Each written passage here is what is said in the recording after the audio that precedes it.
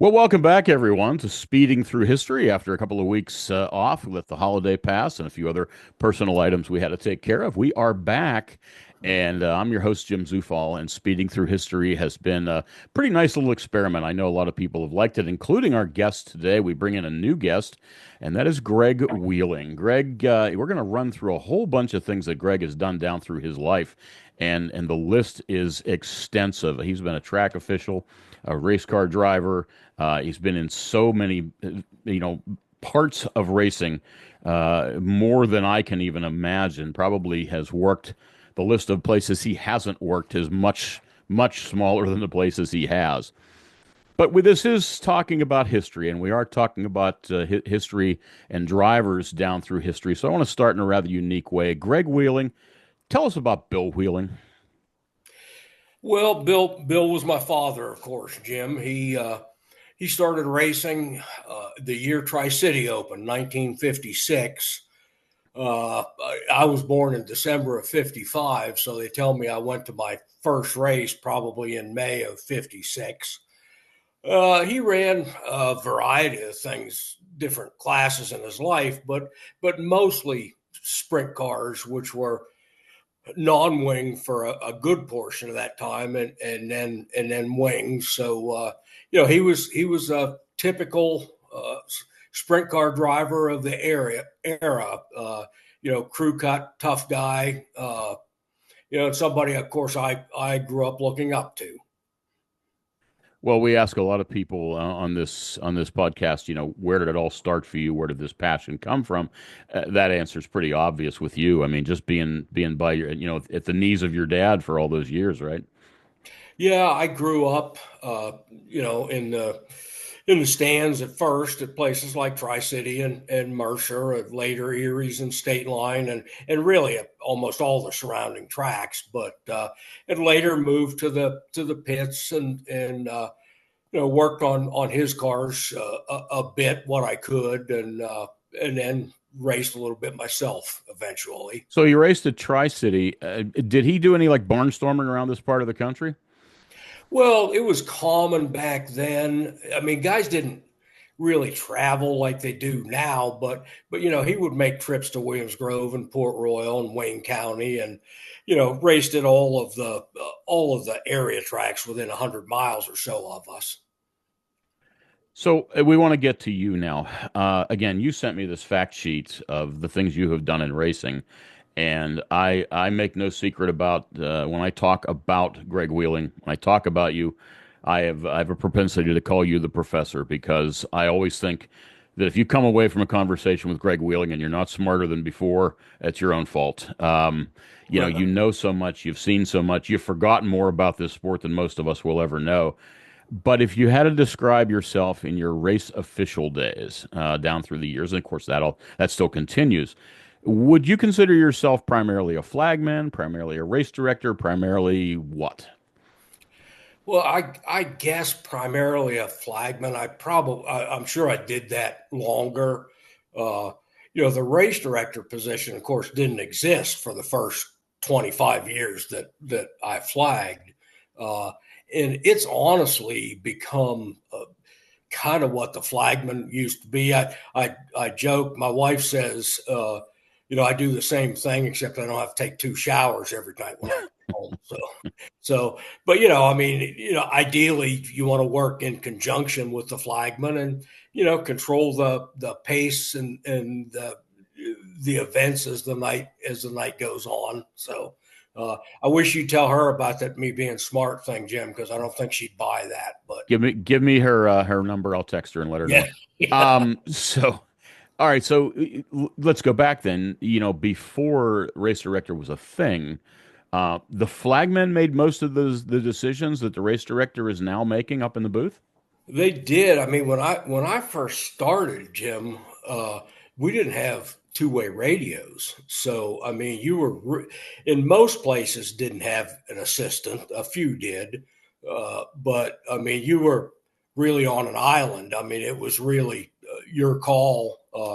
You didn't have anybody to confer with, and certainly everybody didn't have a video recorder in their phone and all that sort of thing. So I mean, you went with what you saw, and that's just the way it was. There wasn't anybody else to ask.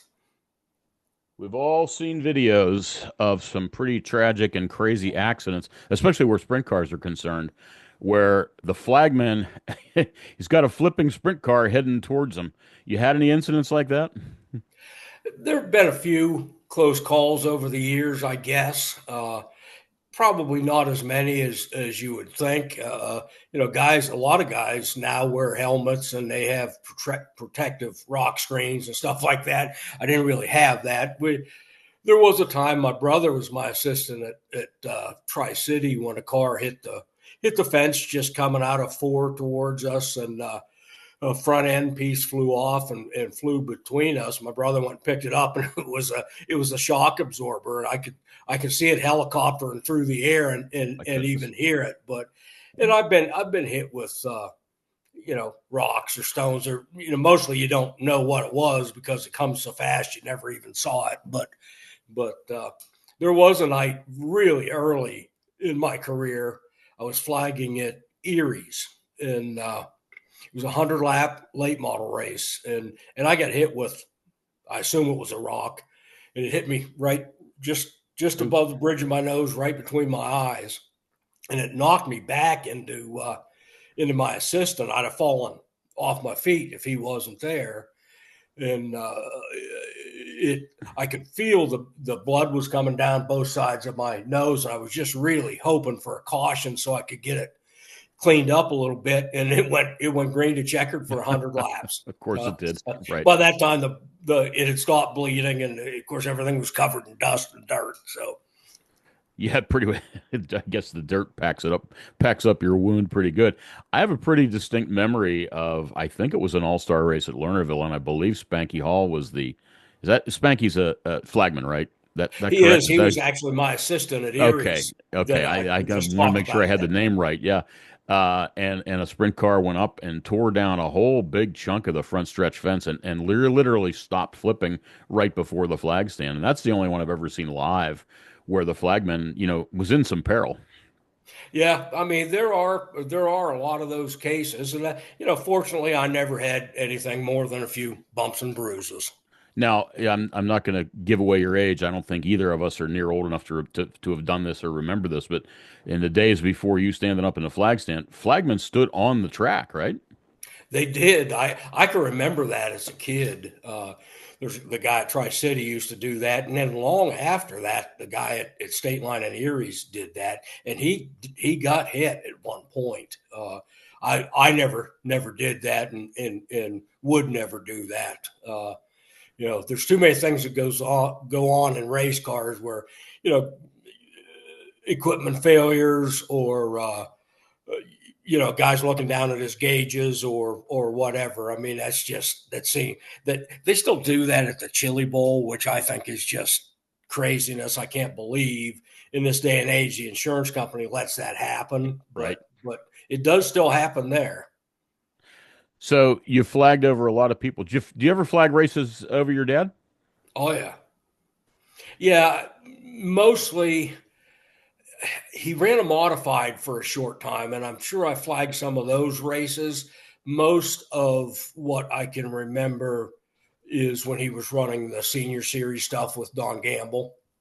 I actually sent him to the back one time for getting into a guy, which was, you know, you never want to do that kind of stuff. You especially don't want to do it to your father, but it's all about accountability and gaining respect. And if you can't hold him to at least as high a standard as you're expecting from everybody else, then you shouldn't be there in Well, my you got to mind. have some kind of interesting conversation over Thanksgiving dinner, don't you? Yeah, yeah, yeah. He didn't agree with the call. We'll just leave it at that. But they seldom ever do. Oh. Something just popped into my head, and this is a Don Gamble story, and you have to confirm or deny. Talking about having you on the show one of these days, and now here you are, so we'll ask. Don says there's a rumor that in the back of Greg Wheeling's car, truck, whatever you drive, is a clothing rack. And on that clothing rack are are staff shirts for several racetracks and several sanctioning bodies, so that when you're called into service, you're ready to go. True or false?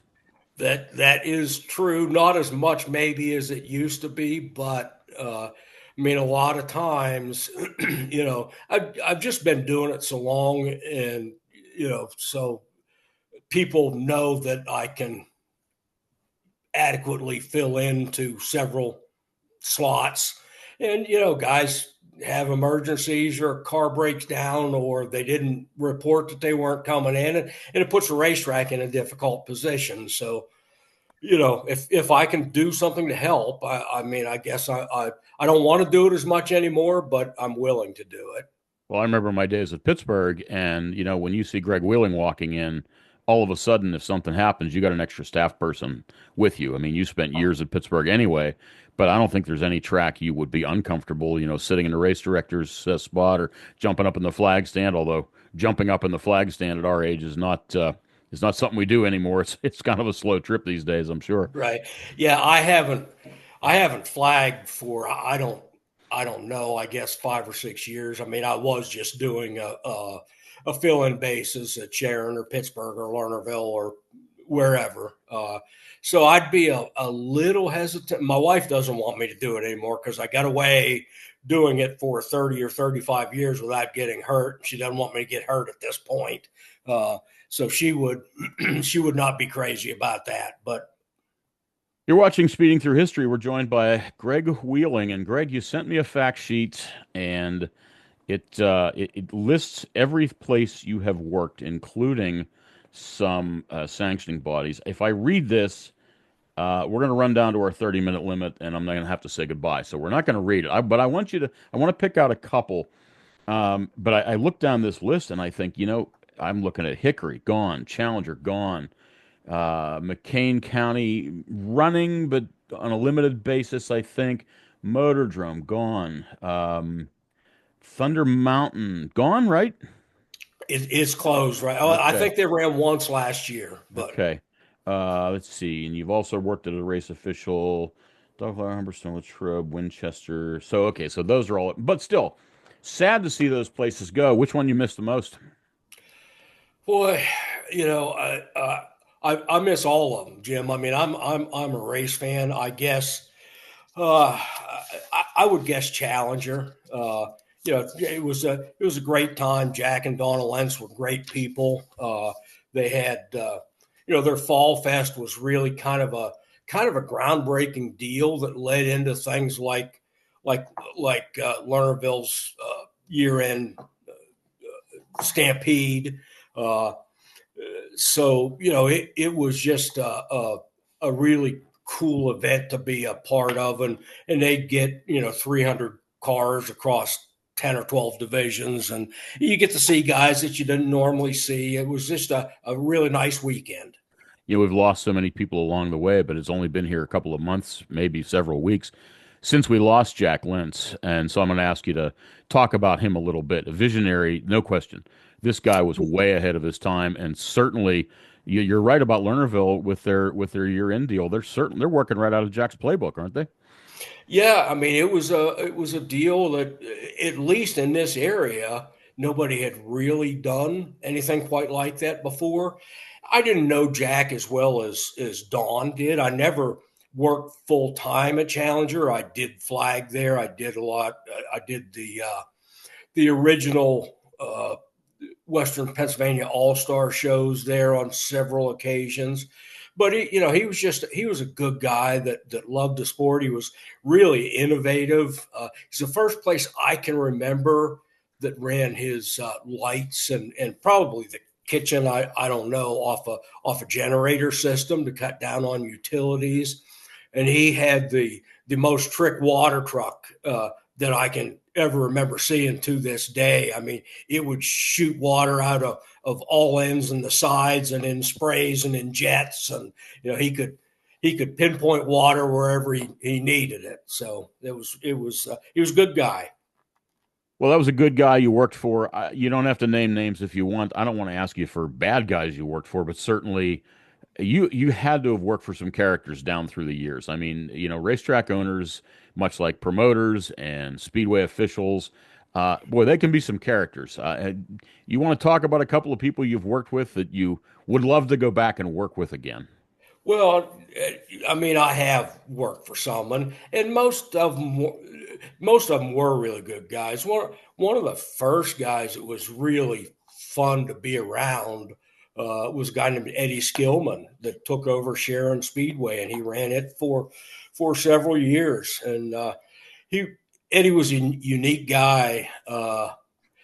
Sharon had been owned by the Schutz family, and they were in the coal business. And when they came to the racetrack, especially the father, he would come in his Porsche, and his wife would be all dressed up and that kind of thing. Well, the first time I ever met Eddie was at a local car show here, and he was bald on top but had long hair, and he had a T-shirt that looked like a tuxedo, and it was a real culture shock going from the Schutz family to Eddie, but he just turned out to be a really great guy to be a part of. He built Greyhound. He would buy the Greyhound buses, the shells, and then he would cut them right down the middle both ways and turn them into conversions, and then lease them to rock stars. And that was his main business, night flight conversions, it was called. Nice. Uh, so he would have. Remember one of the Sharon banquets. No, not very many people knew it. They didn't come in, but he was on tour with Dire Straits, and they were actually out there in the bus in the parking lot, and just sat there for the night. Things were beautiful inside, Jim. I mean, more beautiful than you can imagine. They were a house basically. Who was the most innovative, maybe risk-taking track owner, promoter you worked for? Well, I mean, certainly Don Martin has to come to mind. Don was a legendary promoter nationwide, and just well known locally. I mean, he had a genuine love for the sport. But he took a risk in 1979 on a startup organization called the World Outlaws, and that was. And I can remember, if it wasn't the first race, it was one of the races, and it was a midweek deal, as it was up until recently when Lernerville switched to the high limit series, uh, where they only had like 18 cars, and guys like Steve Kinzer and Sammy Swindell and Doug Wolfgang were all part of that, but nobody knew who they were then. So it wasn't a winner right out of the box, but it certainly grew to be. Uh, so I mean, Don was a great guy. Franny Siemens from State Line and Erie's was a tremendous risk taker. Uh, there's, like you said earlier, I mean, there's just been a real great amount of colorful characters, and they all, in order to be in that position, if you do it for money, you're not going to last very long. Hmm. You have to do it because you love the sport. Hopefully, you make money, don't lose any along the way. It's just I'm just so grateful that we have so many guys that are willing to take that chance. So you've seen special events come down the road, Fall Fest and the Stampede and the Pittsburgher goes way back to Heidelberg and beyond. Ever see somebody come up with a program, a special program or a special series or something, and you just sit back and say, this is never going to work, and then you were wrong? Uh yeah, probably. I mean, I've seen a lot of them, and again, I appreciate so much of that stuff. Sharon was involved in a deal. It was just a couple of years ago, and it was live on CBS. Tony Stewart was involved, but I don't remember the name.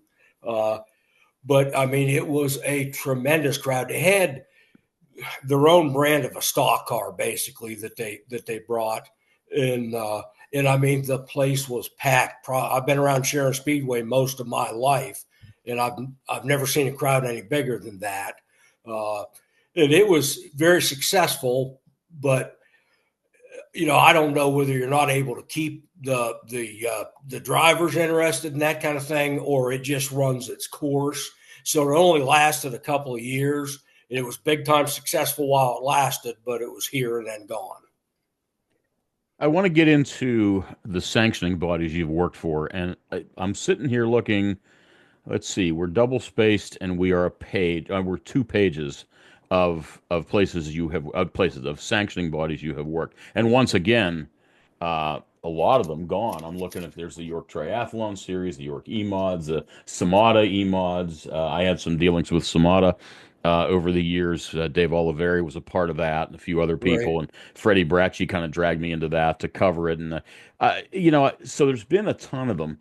I want to talk about them in detail, and I want to hold that till next time we have you back. Because again, the knowledge you have, this ain't 1 30-minute interview. This is going to be take a while to start to drain your knowledge out of you. But I had a relationship of sorts with the Max series, and obviously you did too. Another one that's gone. The Giese family and I, we were never super close, but the connection I had, Greg, was another innovative idea for them because Jeff, and I believe Jeff and his wife both, were educators, and they started a program called the Max, whatever it was titled, but it was a reading contest for kids. And my connection to that is my son, who's now approaching 30 years old, won that reading contest one year. And he and I would sit down with a spreadsheet and write down every, whatever he was reading in those days, whether it was the Captain Underpants books or whatever they were. He was going through books like crazy. And boy, you got to help me with the name of the driver. The year we went, we were guests at the banquet, so he could receive a brand new computer. Now, Robbie Blair had won the championship that year, but I want to a guy from West Virginia, first name Chuck. Can you help me with his last name? Was the guy who the previous year's winner provided the computer for the winner of that contest every year, and I Oh, cannot think of Chuck his name. Harper. That's it. I believe that's Yeah. it. So anyway, he provided. Well, we had, I got to know Jeff a good bit through that, and of course, I had written about a lot about the Max series when I was writing for whatever publication at the time. I always had a good experience with the Max series. I thought it was a very well run series. What say you? Yeah. I mean, my history with Jeff Giese, first of all, goes back for years. When I think when I first, I've been at Lernerville 3 or 4 different times over the years, uh, but I believe he was scoring there, and he was one of the best hand scorers I was ever around. My wife actually worked with him, and a guy named Art Speranza and another guy named Kevin Smyers worked there.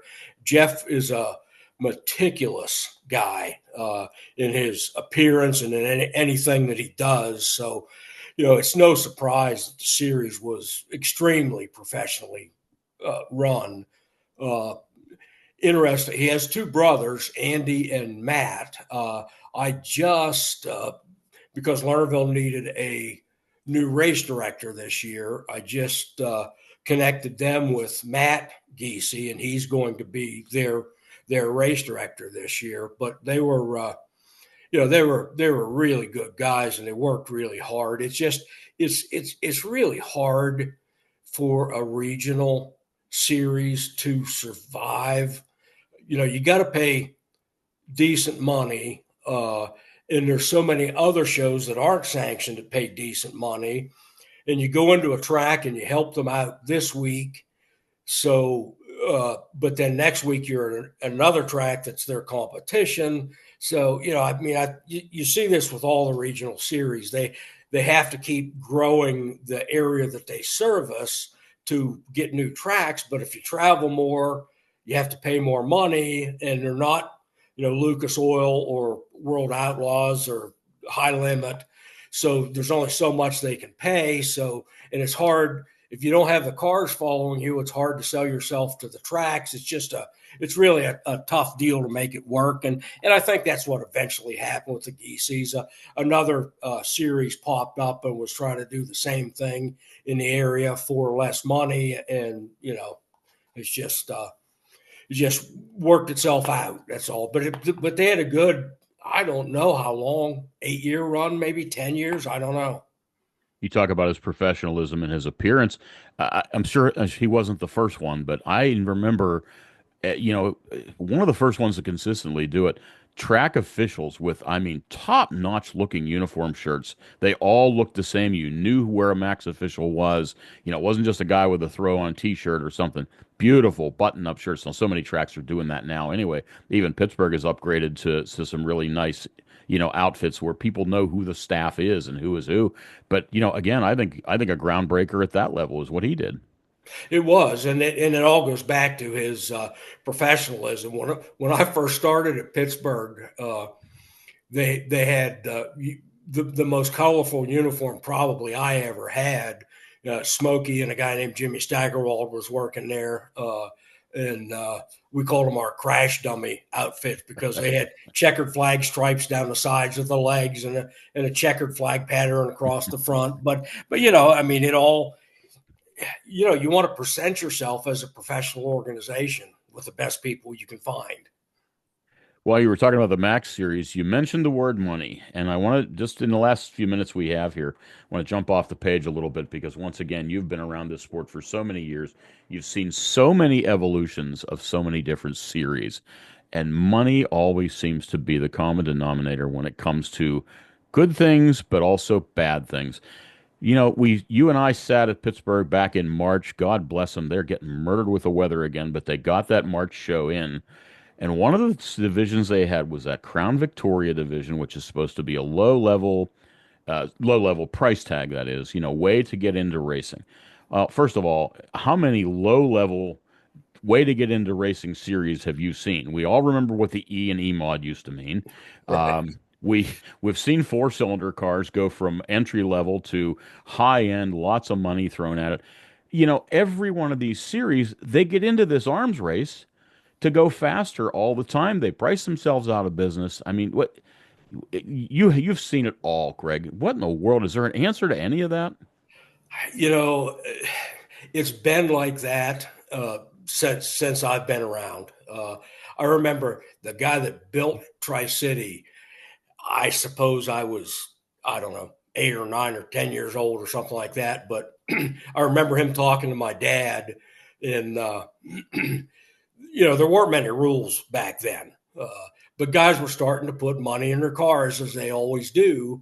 And this guy's name was Merwin Tarr. And his answer to that was, I don't give a damn how much money they put in the car. I'm paying $90 to win, and it's going to be $90 to win.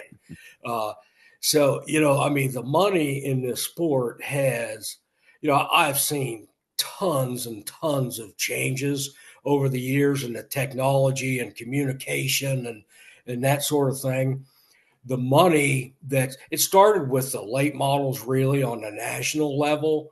And the sprint cars are doing it now too. I mean, my goodness, these guys, the top 6 or 8 guys are clearing $1 million a year. And of course, racers being what racers, they're going to spend $2 million because that's what racers do. Exactly.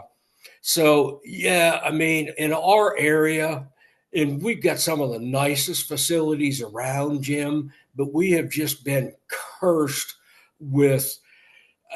Somebody told me not very long ago that there's like 30 different divisions at area tracks within 100 miles of here. And it's not, there's some of that everywhere, but it's just crazy here. And you're right. I mean, the E mods, the E stood for economy. Well, now we have E mods, which the rest of the country just calls modifieds, by the way. Right.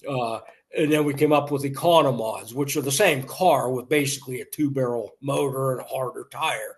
And then we come up with whatever the crate one is called. Is it pro mods now or something like that? So, if I could wave a magic wand, I'd like to see the divisions go from 30 to about 6 or 8. Uh, you need startup classes, but you don't need guys spending their entire career in startup classes. So they're putting laps on the real beginners in an 8 lap heat race. So 30 divisions, and I am running out of time. 30 divisions. We're going to talk about this next time. I mean, you talk about thinning the soup. There's not enough racers to go around to make for a decent field of cars. I mean, my son and I went to Lernerville every year. Like I said, he's approaching 30.